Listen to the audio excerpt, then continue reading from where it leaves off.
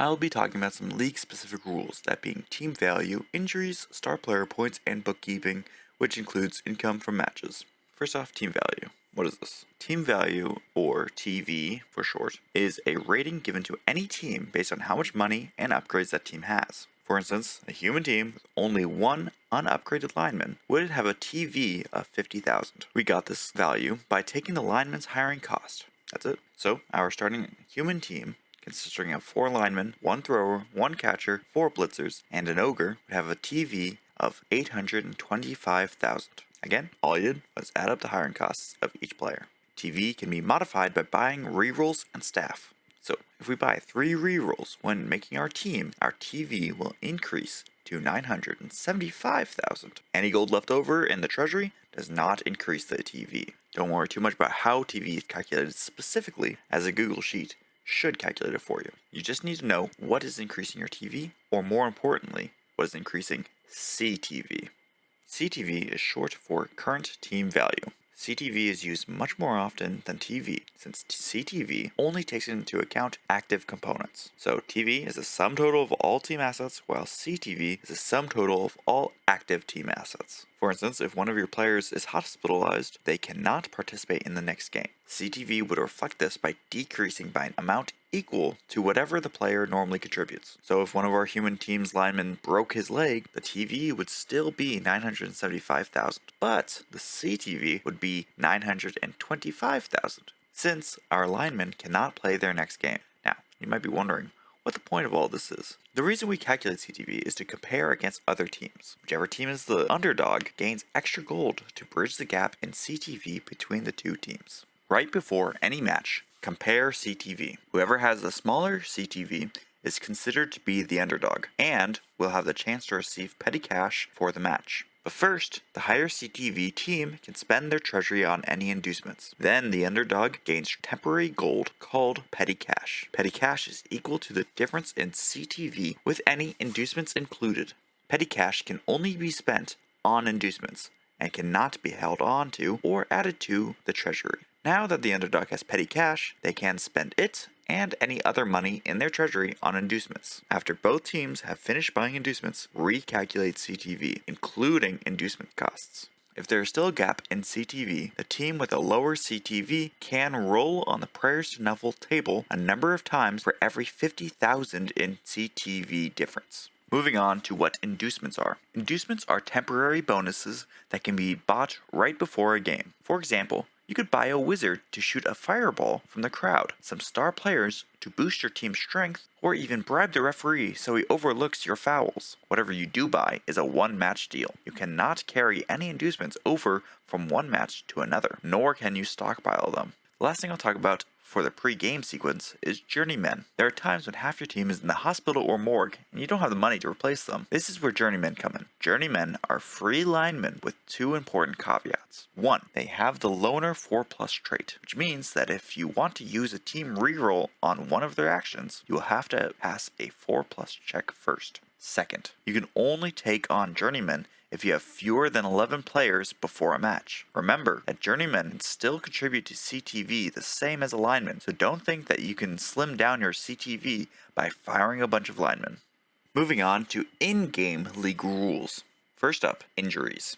In our previous games, whenever a player was injured, we just took them off the field. Now you will have to make sure to roll an injury roll. This can range from needing to sit out for the rest of the game to them straight up dying. If a player gets any lasting injuries, such as missing the next game, niggling injury, or a characteristic injury, you should make note of it. If on Tabletop Simulator, you can write it on a note card or in the description of that player, but make sure to mark down any injuries in the Google Sheet later. Now, how do you heal these pesky injuries? Well, that player has to take some time off. Niggles have a chance to disappear in between seasons, while more serious injuries only have a chance to disappear if they take a whole season off. This is done by retiring the player after a season, then picking them back up after playing a different season. But often the best medicine for a mangled team is a series of layoffs. Drop the useless players and pick up some new ones. Over the course of a game, players can gain star player points, SPP for short, then may spend them to acquire skills after the game. It is extremely important to understand every situation that generates SPP. The sources of SPP are a passing completion, a throwing completion, a deflection, an interception, a casualty, scoring a touchdown, and being awarded MVP. Now I will expand upon each of these. A passing completion is a pass that is thrown accurately, meaning they did not roll below their passing ability stat. Then the ball is caught by the target ally player without fumbling. A passing completion awards the passer 1 SPP. A throwing completion is a superb throw teammate, similar to an accurate pass, then having the teammate land on his feet. A throwing completion awards the thrower 1 SPP. A deflection can be attempted when this player is in the path of an opposing pass. A successful deflection awards 1 SPP. An interception can be attempted after a successful deflection. Converting a deflection into an interception awards 1 additional SPP for a total of 2 SPP. A casualty is awarded when a player involved in a block has been injured, meaning a 10 to 12 on an injury roll. Importantly, this can happen on either side of a block, but this doesn't include an injury from either a foul action nor from pushing a player into the crowd. A casualty awards 2 SPP. Scoring a touchdown awards 3 SPP to the scorer. Lastly, awarding MVP. This is given to a random player that was in the game and is not dead, nor a star player. To do this, roll a d16, re-rolling if you got an ineligible player. Being awarded MVP gives 4 SPP. Now, what can we do with all these so-called points? SPP can be spent on 2 things, either skills or increasing characteristics. Every player has an aptitude for certain categories of skills. These categories being agility, shortened to A, general, shortened to G, mutations, shortened to M, passing, shortened to P, and strength, shortened to S. Players may have access to many of these or to only a select few. Either way, it is always denoted on the team sheet. Additionally, the aptitude of each player is split into primary and secondary skills. Primary skills are cheaper for the player, while secondary skills are more expensive. For our human lineman, he has primary access to general skills, and secondary access to agility and strength skills. What this means is, if our human lineman wants to learn the block skill, which is general, he would have to spend 6 SPP. But if he wanted to learn the dodge skill, which is an agility skill, he would have to spend 12 SPP. You can also buy the same skill for half the cost if you instead roll randomly on a table of all skills in that category. For instance, our human lineman could try to get a block skill for 3 SPP, but he might get any other general access skill instead. Aside from spending SPP for skills, you can save up for a characteristic increase. These are always rolled randomly. So let's say our human lineman has 18 SPP, and so we'll try for a characteristic increase. They roll a 14. This means they have the choice between increasing agility or their passing ability by 1. To see the SPP costs and the tables for skills and characteristic improvements, go to the rulebook under post-game sequence.